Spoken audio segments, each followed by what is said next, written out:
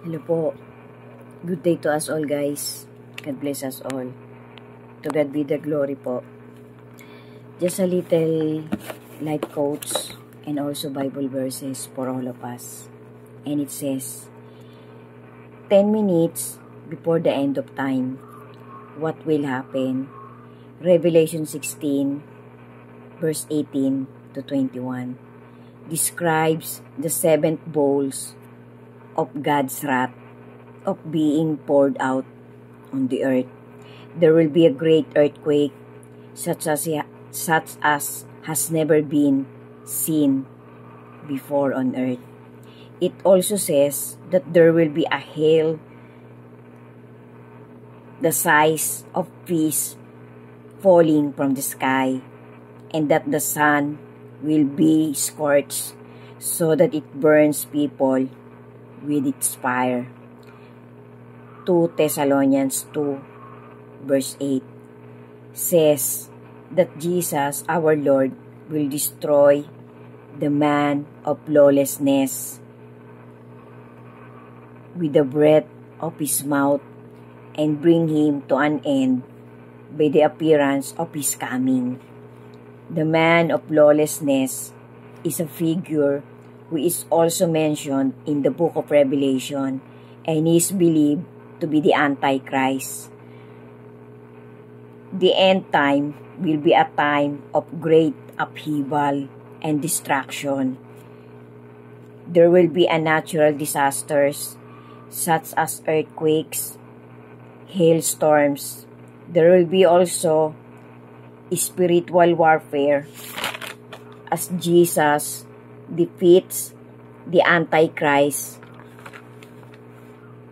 The Bible says also that the end of time will come suddenly and unexpectedly in Matthew 24, verse 36.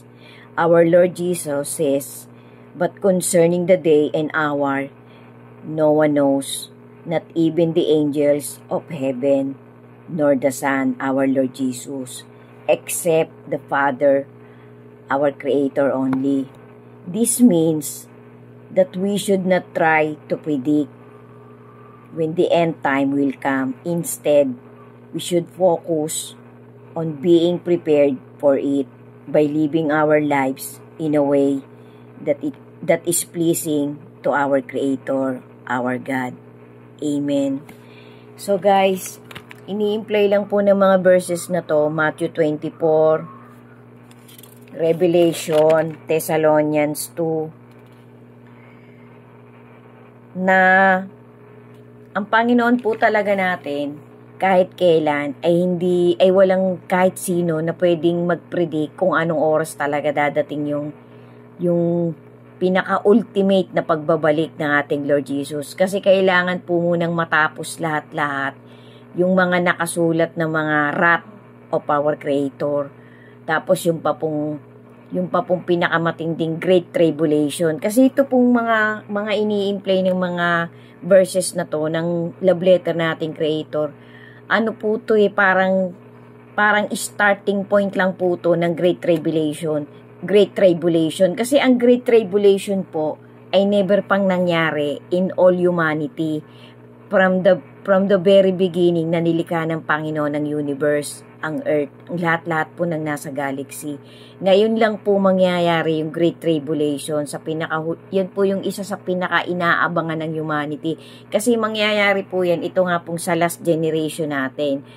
Kasi nangyari na po yung mga famines, yung mga wars, yung mga pestilences. Habang papalapit yung Great Tribulation, hindi pa po yan nangyayari. Yan po ang ipinaliliwanag ng ating Panginoong Hesus na mangyayari po yan kapag talagang palapit na yung ultimate na pagbabalik niya. Yung pong mga chosen na itago na po yan. Kasama po yan ng ating Panginoon sa paghahari niya ng 1,000 years.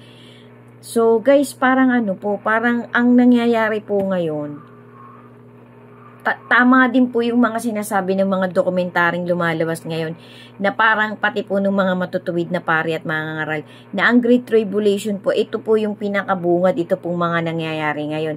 Kaabang-abang po talaga kung ano yung Great Tribulation kasi never pa pong nangyari yun eh. Never pa pong nangyari yun.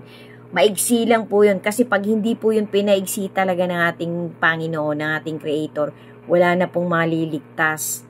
Wala na po kahit isa. So guys, I hope I can make sense. Isang maliit lang po itong paalala ulit sa bawat isa sa atin na makakakita ng content ko na to. Maging prepared na po talaga tayo, maging alerto po tayo sa bawat araw na dumidilat pa ang ating mga mata. Kasi palapit na po yan ng palapit. Malapit na pong mangyari. Yung unang-una nga pong inaabangan nating lahat, excuse me po, ay yung pong snatching, yung pong rapture. Kasi ano po yan, napakamahalaga po yan na mapasama na tayo doon. Kasi para pangahawakan na po natin talaga yung security natin na iniligtas na tayo ng Panginoon sa unang rapture pa lang. Kasi yung susunod pong rapture, yun na po yung final event eh. Yun na po yung sama-sama na talaga lahat-lahat. Yung mga naiwan na tulog pa, tapos iluluwa na po yung mga nasa dagat, pati yung mga natitira pa dito sa lupa. Sabay-sabay na po yan. Yan na po yung in a blink of an eye, in a snap of a finger. Ibabaguhin na po lahat kasi hahatulan na po tayong lahat nun eh. So sana po guys nakakasunod kayo sa mga content ko na to. Kasi kaya ko po parang nagkakasunod-sunod po yung mga vital content ko na parang iniisa-isa ko po talaga yung pagkakasunod-sunod ng papalapit na rapture. Tsaka po nga yung paglabas ng Antichrist, paglabas ng two witness, tsaka po yung Great Tribulation. Kasi kailangan po talaga guys, natin yan, memorize natin ang pagkakasunod-sunod. Kung sino pa pong hindi nakakakita ng content ko na crystal clear ng pagkakasunod-sunod talaga ng papalapit na rapture, basahin nyo na po yan, abangan nyo na po yan. Kung kaya nyo pong isave nyo na po yung mga dokumentaryong napapanood nyo kahit hindi po itong dokumentary ko.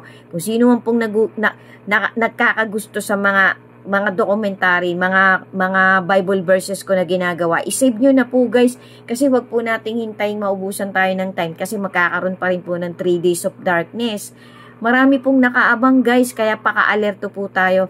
Thank you so much po sa panonood ng bawat content ko. To God be the glory po. God bless us all po. Ingat po tayo palagi.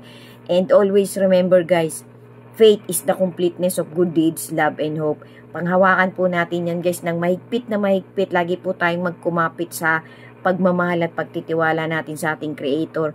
Dagdagan pa po natin ng dagdagan ang mga motivation na nanggagaling talaga sa ating Lord Jesus, sa ating God the Father, kasi yan po talagang weapon natin sa mga hinaharap na mangyayari na mga, sabi nga po mga sasamang pangitain, masasamang panginoorin ng mundong ito na kaabang-abang po na lahat po talaga ng nabubuhay ngayong last generation ng humanity ay makakasaksi po niyan. Thank you so much po sa lahat ng nakakakita at nagtatapos ng bawat content ko. Si God na po ang bahala sa ating lahat. Amen. God bless us all po ulit, and to God be the glory. Amen.